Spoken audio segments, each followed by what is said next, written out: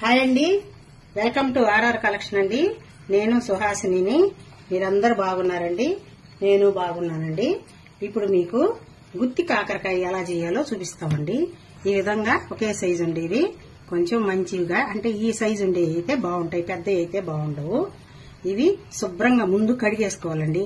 కడిగేసుకొని ఈ కొస కట్ చేసేసి మధ్యలో టాకా పెట్టేసుకోవాలండి. గింజలు ఏం తీయాల్సిన అవసరం లేదు. ఇవి శుభ్రంగా కడుక్కొని టాకాలు పెట్టుకొని ఆమెను ఎలా చేయాలో చూపిస్తానండి.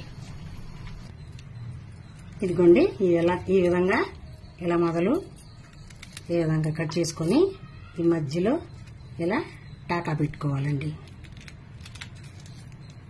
అన్ని శుభ్రంగా కడిగేసుకొని ఈ విధంగా టాకా పెట్టుకోవాలి. ఇప్పుడు ఇది ఎలా తయారు చేయాలో మా పాప చూపిస్తుందండి. నేను ఎక్కువసేపు నిలబడలేకున్నాను. ఇప్పుడు ఈ కాకరకాయలన్నీ కట్ చేసేసుకుని మధ్యలో టాకా పెట్టుకున్నామండి. వీటిని ఇప్పుడు ఒక గిన్నెలో వేసుకొని అన్ని కొద్దిగా కాసేపు ఉడకబెట్టుకోవాలి.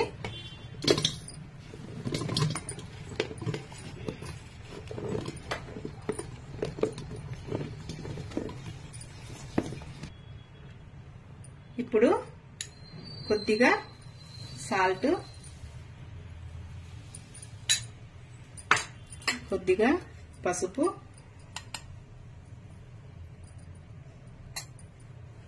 కొంచెం చింతపండు పులుసు పోస్తామండి. కాకరకాయ ఒక్కరో చేదుగా ఉంటది కదా, ఆ చేదు లేకుండా ఉండే దానికోసం కొద్దిగా చింతపండు పులుసు పోస్తున్నాను.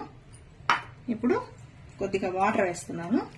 వేసేసి ఒక 10 to 15 minutes ఉడకబెట్టుకుంటామండి.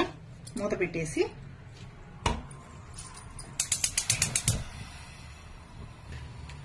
ఇలా మూత పెట్టుకొని కాసేపు ఉడకనిచ్చుకోవాలండి. కాకరకాయ సగం ఉడకాలండి. ఉడికిన తర్వాత దాన్ని ఫ్రై చేసుకోవాలి.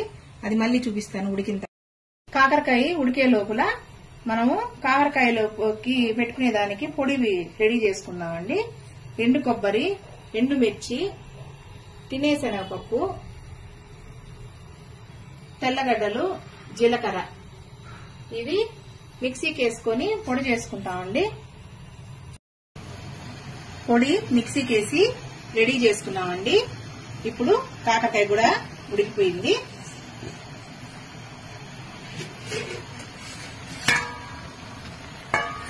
చూడండి, పూర్తిగా ఉడకలేదు, ఇది కొంచెం గట్టిగానే ఉంది, హాఫ్ బాయిల్ అయ్యింది ఇది. దీన్ని ఇప్పుడు మనం డీప్ ఫ్రై చేసుకుంటాం. కొద్దిగా బాణలు పెట్టుకున్నామండి. వేడెక్కాక కొంచెం ఆయిల్ వేసాను. ఆయిల్ కొంచెం బాగానే ఎక్కువ అవుతుందండి, కాకరకాయ ఫ్రై అవ్వాలి కదా. ఇప్పుడు కాకరకాయలు కొద్దిగా ఫ్రై చేసుకోవాలండి.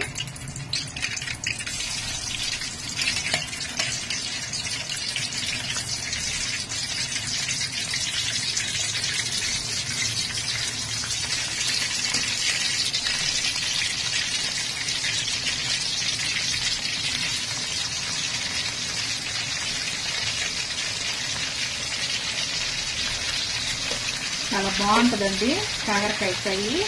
షుగర్ పేషెంట్స్ కి చాలా హెల్దీ.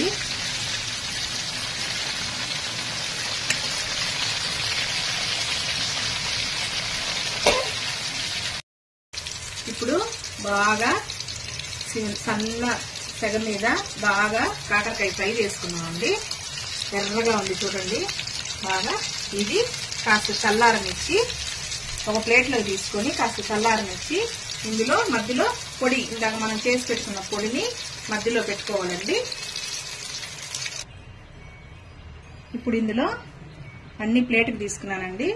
ఇలా కట్ చేసి పెట్టుకున్నాం కదా, ఇందులో ఇలాగా పొడి పెట్టుకుంటాం. ఒక్కొక్క దాంట్లో పొడి పెట్టుకొని అన్నిట్లో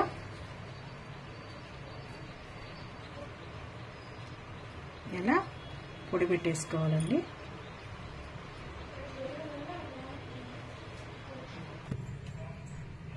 ఇప్పుడు అన్ని పొడి పెట్టేసుకున్నామండి. ఒక ప్లేట్లో తీసి పెట్టుకున్నాను. ఇప్పుడు తిరగమాత పెడతానండి. తిరగమాత ఎలా పెట్టాలో చూపిస్తాను.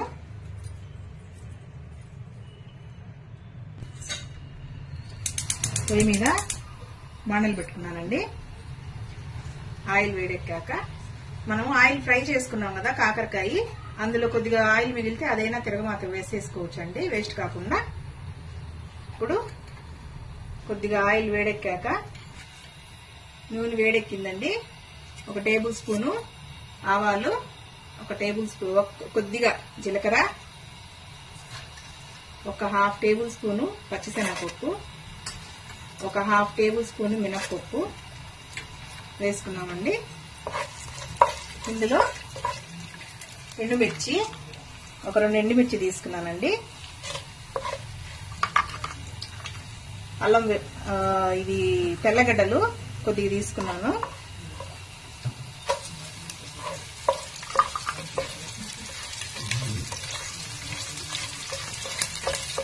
వెల్లుల్లిపాయలు కచ్చాపచ్చా కొట్టి అందులో వేసేసుకున్నానండి. ఇప్పుడు ఆనియన్స్ వేస్తున్నాను కొద్దిగా.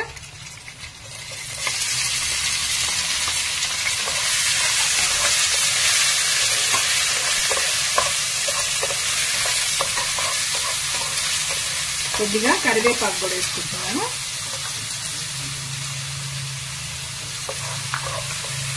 బాగా వేగనివ్వాలండి. మనము ఉప్పు కారం చూసుకున్న తర్వాత ఏదన్నా తక్కువ అయితే ఈ తిరగమాతలు కొద్దిగా వేసుకొని కాకరకాయ వేసుకునే ముందు వేయించుకోవాలండి. కొద్దిగా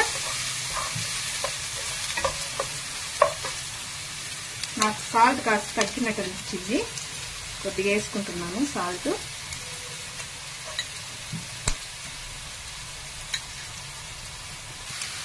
ఇప్పుడు స్టఫ్ చేసి పెట్టుకున్న కాకరకాయలని ఇందులో వేసేసుకోవాలండి.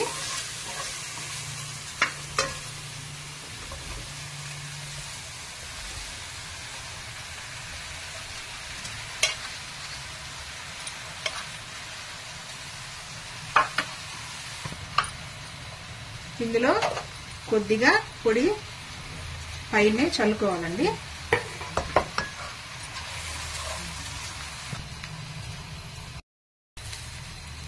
మిరప్పొడి వేసుకున్నాం కదండి, కాసేపు ఇలా కలిపెట్టుకొని సర్వింగ్ బౌల్లో తీసేసుకోవటమేనండి.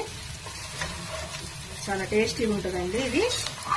ఇలా చేసుకుంటే ఒకసారి ట్రై చేయండి మీరు కూడా. చూడండి మా పాప, ఇది గుత్తి కాకరకాయ అంటారండి దీన్ని. చాలా టేస్టీగా భలే ఉంటది.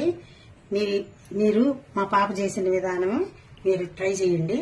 మీకు కానీ బాగా వస్తే నాకు కామెంట్లో తెలియజేయండి. లైక్ చేయండి, షేర్ చేయండి, సబ్స్క్రైబ్ చేయండి. నెక్స్ట్ ఇంకొక మంచి రెసిపీతో వస్తానండి. బాయ్ అండి.